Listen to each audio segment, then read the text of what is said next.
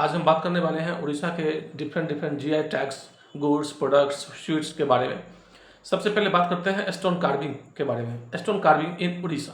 पत्थरों पर नक्काशी का काम उड़ीसा में प्राचीन काल से चला आ रहा है। पत्थरों पर नक्काशी का काम उड़ीसा के पुरी, भुवनेश्वर और कटक शहर में बड़े पैमाने पर किया जाता है। कोणार्क के सूर्य मंदिर, जगन्नाथ मंदिर, लिंगराज मंदिर, कटक के उदयगिरी गुफा, जाजपुर जिले के रत्नागिरी बौद्ध मठ पर सुंदर नक्काशी के उदाहरण मिलते हैं। भुवनेश्वर के लिंगराज मंदिर और मुक्तेश्वर मंदिर की दीवारों और स्तंभों पर उड़ीसा पत्थर नक्काशी देखने को मिलता है।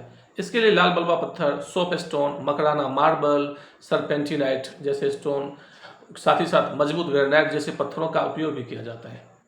मुलायम पत्थर, हरे रंग का क्लोराइट का भी उपयोग नक्काशी के लिए किया जाता है।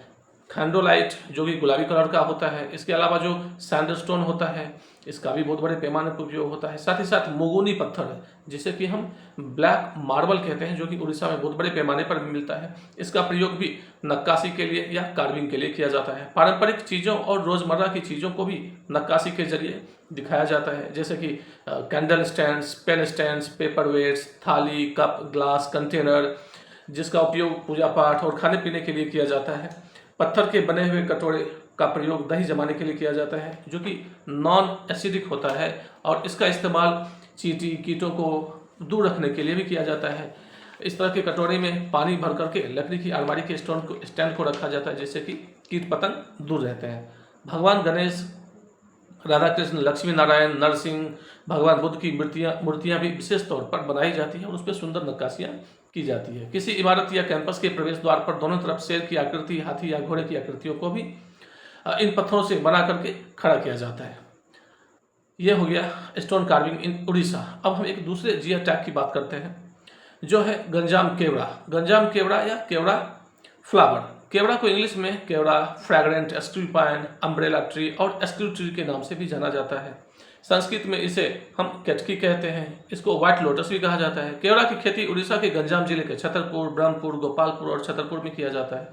पूरे भारत में 90% कमर्शियल प्रोडक्शन उड़ीसा के गंजाम जिले में ही किया जाता है केवड़ा का प्रयोग फूड को फ्लेवर करने में, आयुर्वेदिक उपचार में भी किया जाता है।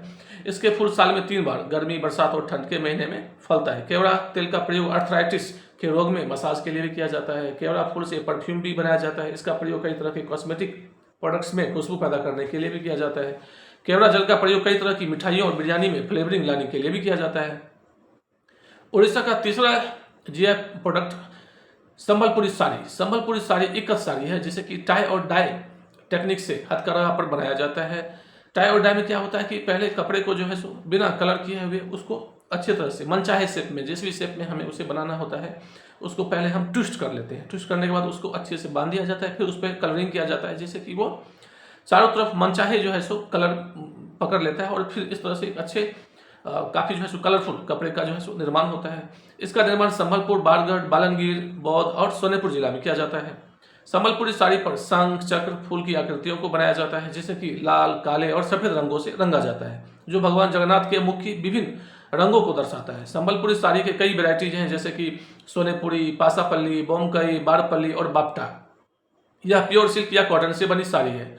रसगुल्ला एक another GI tag from Orissa. Orissa के हिसाब से इतिहासकारों के हिसाब से रसगुल्ला की उत्पत्ति पुरी में खीर मोहन के रूप में हुई, जिसे कि बाद में पहला रसगुल्ला कहा गया। पारंपरिक रूप से पुरी के जगन्नाथ मंदिर में माता लक्ष्मी को भोग के रूप में ये चढ़ाया जाता था। एक कहानी प्रचलित है जो बहुत इंटरेस्टिंग है कि भगवान जगन्नाथ 9 दिनों की जब रथ यात्रा पर जाते हैं तो उस समय वो माता लक्ष्मी से परमिशन नहीं लेते हैं। इससे माता लक्ष्मी रुष्ट होकर के बैकुंठ धाम के जय और विजय के द्वार को बंद कर देती है और भगवान को गर्भगृह में आने से रोक देती है। भगवती लक्ष्मी को प्रसन्न करने के लिए जब भगवान जगन्नाथ रथ यात्रा पूरा करके जब वो वापस आते हैं, जिसे कि हम नीलाद्री विजय कहते हैं, मतलब अराइवल ऑफ गॉड, तो भगवान जगन्नाथ माँ लक्ष्मी को प्रसन्न करने के लिए रसगुल्ला खिलाते हैं। इसे हम बचनिका कहते हैं।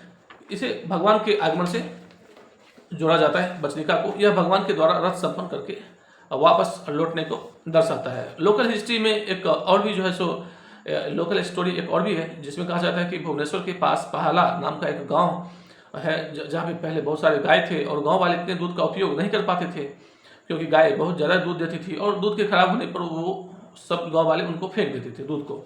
भगवान जगन्नाथ मंदिर के एक पुजारी ने जब यह सब देखा तो उन्होंने गांव वालों को दही जमाना सिखाया, साथ ही साथ रसगुल्ला बनाने की विधि भी सिखाई। इस तरह से पहला छेना से बने मिठाई का बहुत बड़ा केंद्र बनकर के उभरा और भारत सरकार ने इसको जीआई टैग भी दिया है।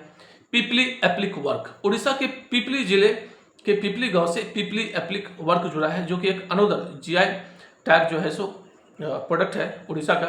इसे पारंपरिक तौर पर चंदुआ आर्ट भी कहते हैं। इस एप्लिक का मतलब होता है रखना या टू पुट ऑन, किसी चीज के ऊपर में किसी चीज को रखना। इसके दो वेरिएंट्स है। पहले में क्या होता है कि पहले में कपड़े के ऊपर एक दूसरे कपड़े के टुकड़े को रखकर उसे अलग अलग डिजाइन और पैटर्न में सिया जाता है, बुना जाता है। दूसरे में एक कपड़े के ऊपर दूसरे कपड़े को रखा जाता है, फिर ऊपरी कपड़े को काट दिया जाता है और उसकी सिलाई की जाती है। चंदुआ शब्द संस्कृत के चंद्रताप से लिया गया, जिसका मतलब होता है चंद्रमा की रोशनी। इसकी शुरुआत 12वीं सदी में उड़ीसा के गजपति राजाओं के समय हुआ, जब भगवान जगन्नाथ के वार्षिक रथ यात्रा के लिए अलग अलग छतरी और लैंप बनाए जाते थे। इन दिनों पीपली आर्ट घरों में इस्तेमाल होने वाले डेकोरेटिव और त्योहारों के समय उपयोग होने वाले वस्तुओं पर में एप्लिक वर्क तैयार किया जाता है। पिलोज, बेडशीट्स और भगवान के वस्त्रों पर भी एप्लिक वर्क मिलता है। एप्लिक आर्ट में कबूतर, बतख, तोता, पेड़, हाथी, चमेली के फूल, सन और मून, राहु के डिजाइन को भी जो है सो दिखाया जाता है। पिपली आर्ट के नाम एक गिनीज बुक ऑफ रिकॉर्ड्स भी मौजूद है, जिसमें 177 फीट का एक लंबा आर्ट वर्क मौजूद है। इस पर में भारत के स्वतंत्रता के संघर्ष को आर्ट के जरिए दिखाया गया है। एक अनोदर जो जीआई टैग प्रोडक्ट है उड़ीसा का, वो है पटचित्र। पटचित्र पारंपरिक रूप से स्क्रॉल पेंटिंग है। पट का मतलब होता है कपड़ा और चित्र का मतलब होता है पेंटिंग। उड़ीसा के रघुराजपुर जो कि पुरी में पड़ता है, इसके अलावा जो पराला गजपति जिला में, फिर गंजाम सोनेपुर जिला और गंजाम जिला के पटचित्र काफ़ी फेमस है। इसे 2008 में जीआई टैग मिला। गंजाम में 3-4 जगह ऐसे हैं जहाँ पर में जो है सो ये काम होता है, जिसमें एक है पराला, चिकिटी, दूसरा है दिघा पहाड़ी या पहाड़ी और एक है धाराकोटे। इसे सिल्क और तार के पत्ते और पेपर पर बनाया जाता है। 3 कैटेगरीज में इसे बांटा गया है। एक है पेंटिंग्स जो कि कपड़े पर किया जाता है, जिसको हम पट्टचित्र कहते हैं।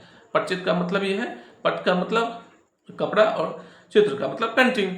तो दूसरा है पाम लीफ, जिसे कि हम तलपत्र चित्र कहते हैं। और एक तीसरा है वॉल पेंटिंग्स, जिसे कि हम भित्ति चित्र कहते हैं। वॉल को भित्ति कहते हैं। पट्टचित्र में रेड, येलो, व्हाइट और ब्लैक कलर्स का प्रयोग होता है। इसके थीम या जो सब्जेक्ट्स लिए जाते हैं वो रामायण, महाभारत और भगवान जगन्नाथ के जो रूप है नवगुंजरा, साथ ही साथ राधा कृष्ण और भगवान जगन्नाथ के मुख्य विषय जो है सो शामिल होते हैं पटचित्र में।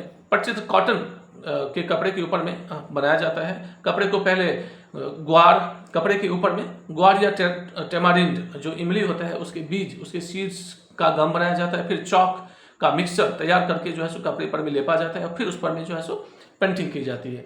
भगवान कृष्ण को ब्लू में और गोपियों को पिंक या पर्पल में कलर किया जाता है। पाम लीफ पट्टचित्र को उड़िया में तल पट्टचित्र कहते हैं। सभी पाम लीफ को कुछ दिनों के लिए सूखने के लिए छोड़ दिया जाता है, फिर उसे आपस में इकट्ठा करके उसे सिया जाता है, फिर उसके ऊपर में सुंदर चित्रकारी की जाती है। अब एक दूसरा जो जीआई टैग है खंड, जिसे हम खंडुआ कहते हैं। खंडुआ को मनिया, बंदी या कटकी भी कहते हैं। यह पारंपरिक बंद या इक्कत साड़ी जो कि उड़ीसा राज्य के कटक जिले से जुड़ा हुआ है। खंडुआ का मतलब होता है ऐसा कपड़ा जिसे कि लोअर पार्ट में पहना जाता है, जैसे कि धोती या लुंगी। इसे भगवान जगन्नाथ को पहनाया जाता है, जिस पर में कि गीत गोविंद के श्लोक लिखे होते हैं। इसका कलर जो है नेचुरली जो साल ट्री है उससे एक्सट्रैक्ट किया जाता है, जो कि इसका मुख्य कलर होता है लाल और नारंगी। फूल, हाथी, नवगुंजरा और कुंभ की आकृति को प्रमुख रूप से इसमें बनाया जाता है। नयागढ़ कांटे मुंडी बैगन जो कि एक अनोदर प्रोडक्ट है उड़ीसा से, जिसको कि जीआई टैग मिला हुआ है। नयागढ़ कांटे मुंडी बैगन की खेती उड़ीसा के नयागढ़ जिले में होती है। कांटे का मतलब थॉर्न होता है और मुंडी का मतलब हेड। तो इसके पौधे पर कांटे होते हैं, इसी वजह से इसे कांटे मुंडी बैगन कहते हैं। यह जो बैगन है कीड़े मकोड़े बीमारियों से सुरक्षित होती है, जल्दी से जो है सो ये खराब नहीं होता है। इसमें बीज या सीड्स की मात्रा बहुत ज़्यादा होती है, जिससे कि इसका फ्लेवर काफ़ी बढ़ जाता है। नयागढ़ का geographical location, soil quality, climate, rainfall, temperature, इन सभी इसके रिक्वायरमेंट्स को, यूनिकनेस को एनहांस करती है इस ब्रिंजल या बैगन को। इसी वजह से इसको जीआई का टैग मिला और इसकी डिमांड जो है सो दिन ब दिन बढ़ती हुई जा रही है। 2024 में इसको जो है सो जीआई टैग का जो है सो सर्टिफिकेट मिला। तो ये है उड़ीसा के कुछ जीआई टैग्स। अगले वीडियो में हम जो है सो नेक्स्ट रिमेनिंग जो जीआई टैग्स हैं उड़ीसा के उसके बारे में बात करेंगे। धन्यवाद।